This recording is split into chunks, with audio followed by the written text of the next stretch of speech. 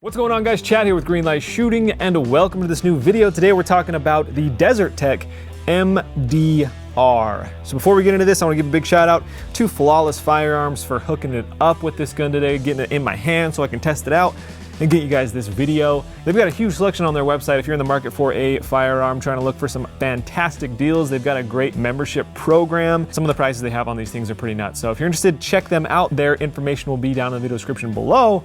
But let's dive into the Desert Tech MDR. Okay, so out of the gate, I really wanted to like this gun, man. It's manufactured in my home state of Utah. It's got a really cool look to it.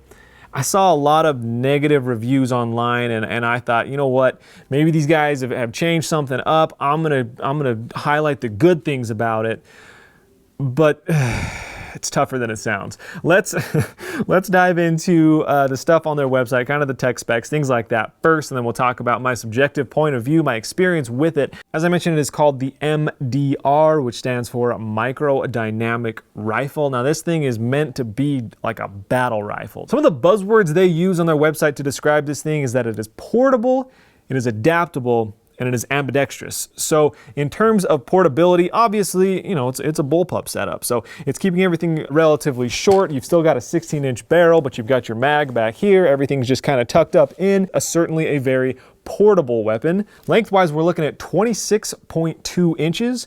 Weight is 8.3 pounds, and it does feel a little bit heavy, specifically on the back end, kind of all the meat of the gun is. You can definitely see that it's kind of wanting to fall backwards a little bit. It does take some getting used to, but when it's shouldered, you don't really feel that.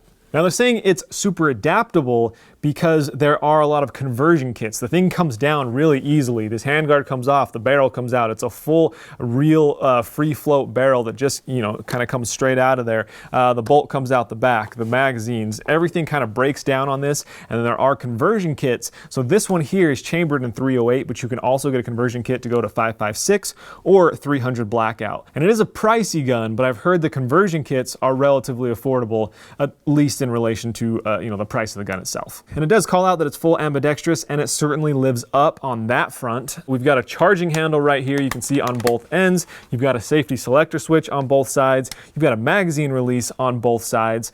We've also got a mag release right on the mag well, and then you can actually switch which side the ejection port is on. So that's really, really cool. Obviously right here, when you're shooting right-handed, you want it to be coming out over here. But if you want to switch this, all you do is take this plate off, put it on the other side. You don't need any tools or anything like that. It just snaps into place. And then, you know, when you're shooting left-handed, those shells are just popping out right over there. So a really cool setup in that sense for sure. Okay, so that's a little bit of the objective stuff about the gun and some of the things that, you know, the website says, whatever. Let's get into the more subjective stuff, my experience with the gun. Oh my goodness gracious. So first up is it is really ergonomic. It feels good in your hand, up against your shoulder, you know, where your arm's coming to. I had a red dot up on top and it felt good getting my cheek down here on the cheek rest. The charging handle is super intuitive. I like that it's up here. If you're not familiar with bullpup, getting used to the magazine spot takes a little bit, but after that, everything else just functions sort of like your standard AR, and it's really quick and easy to get used to. As I mentioned, this one is chambered in 308, and I love that round, man. There's so much power behind that thing. It just feels good in this. The recoil feels substantial without feeling overpowering. It doesn't, you know, hurt your shoulder like if you're shooting a bolt gun 308 all day or something like that. This one it feels powerful. That's the only way I can explain it. And the last pro is just, it's a really cool idea in theory. I applaud them for designing the rifle like it is, for trying to innovate in the space. This whole idea of a forward ejection port that shoots shells away from you, and that you can switch sides just by replacing and taking off the plate, I think is super cool. The conversion kits, all of that in theory is such a cool idea. However, there's just some functionality issues, and that's where we're getting into the cons of this gun. So the first major con, the one that unfortunately trumps all of them, is it's just unreliable, man. As I mentioned, I watched a couple reviews, I read some things on the gun beforehand, and unfortunately, it doesn't seem like I'm the only one experiencing these issues. I think a lot of it has to do with this innovative forward ejection port. It just causes double feeds like crazy. We shot, in the first 2 mags we shot, we probably had, I don't know, 3 malfunctions. 2 of which caused us to actually stop what we were doing, stop filming, and get in there with a tool to get the double feed out. That's how jammed the thing was in there. Yeah, so the malfunctions just kind of kept coming, and that's with a new out-of-the-box gun that is lubed up. You know, some of the, like Garand Thumb, he does a really in-depth review on this gun. He does a very nice one. You know, he does some small torture testing in terms of just throwing it in mud, throwing it in cold water, things like that. And unfortunately, it won't cycle like 3 rounds after you take it out of the water. You know, the magazine releases get gummed up with dirt or whatever, and it just kind of becomes a little bit unreliable in that sense, which is too bad. As I mentioned, I wanted to prove them wrong. He was doing a pretty in-depth, 1,000+ round review.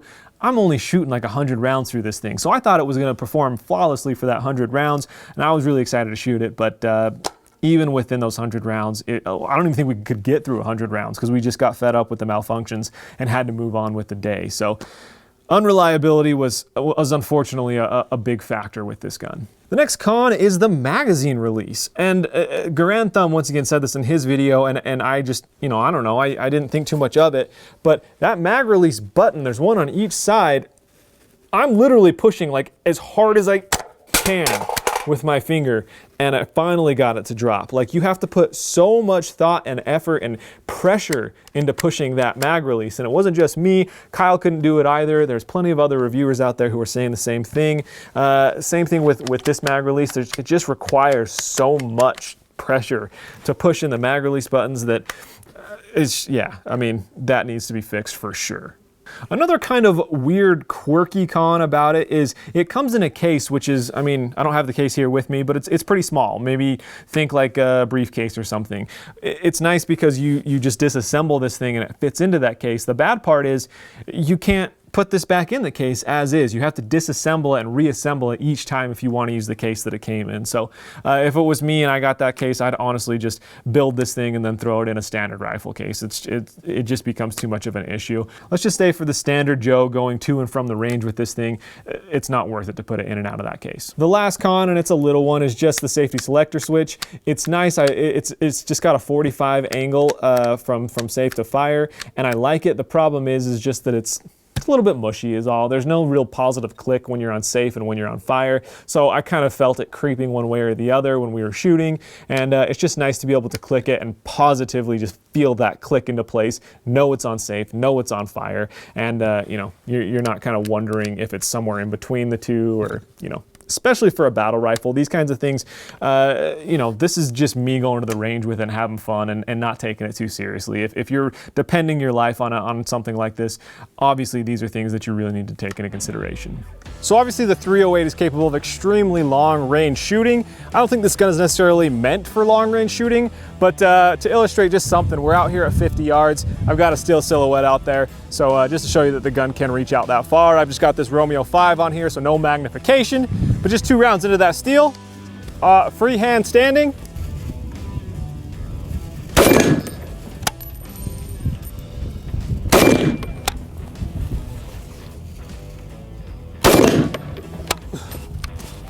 So with all that said, we are looking at a price tag of $2,542 on this gun. That thing's pricey, man. And for a gun of that quality, of that price tag, you assume that it's going to function at the highest quality imaginable.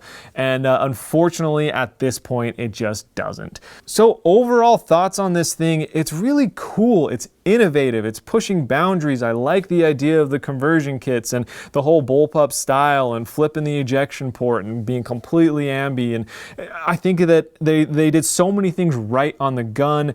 Unfortunately, at this stage, it's unusable. Like, it's unusable. I don't say that often.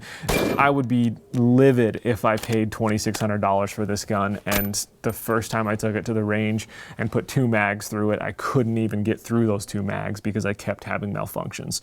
Yeah, it's such a cool gun in theory. I really hope they go back to the drawing board and keep improving this thing. I'm excited to see where this goes in the future, but right now I might just kind of hold out for some future iterations of this gun.